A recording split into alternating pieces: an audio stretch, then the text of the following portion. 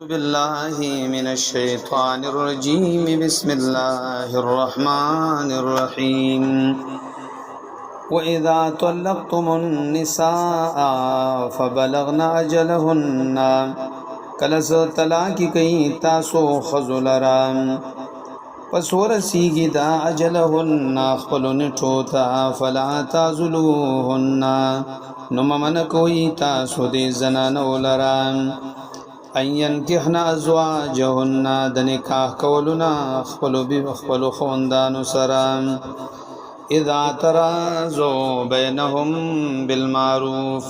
کله جو خوشاله وي دوی په خپل مینس کې په خې طریقې ذالک يوعظ به من كان يؤمن منكم يؤمن بالله واليوم الاخر دا حکم نصیحت در کول نصیحت ور کولې شي په دې سره غچاتا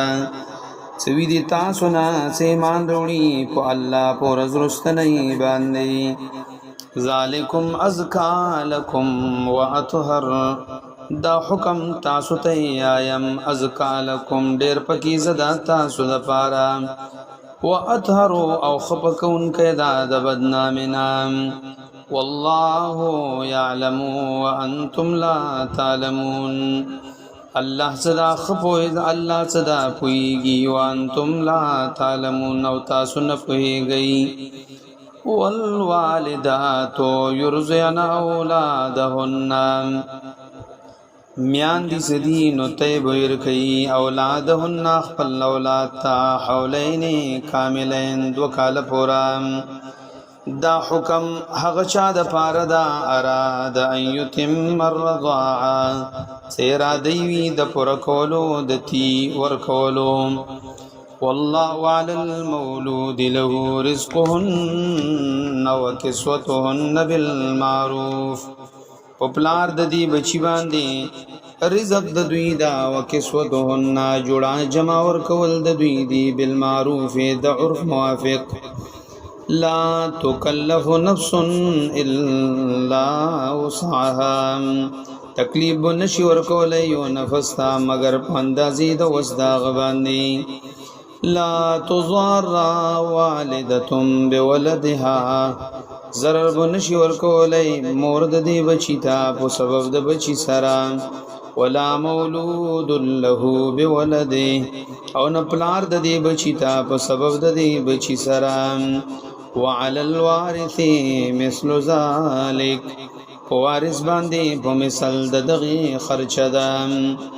فإن أراد فصالا عن تراز منهما وتشاور فلا جناح عليهما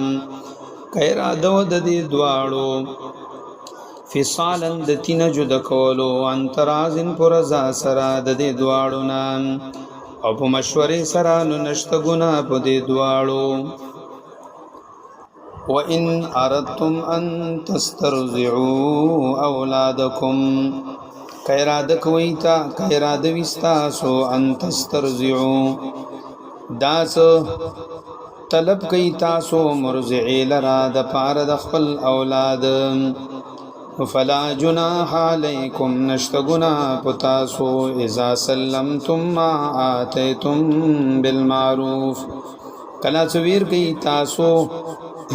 ما اغت آتیتم چو مقرر کڑی ورت تاسو بالمعروف دا عرف موافق خی طریقی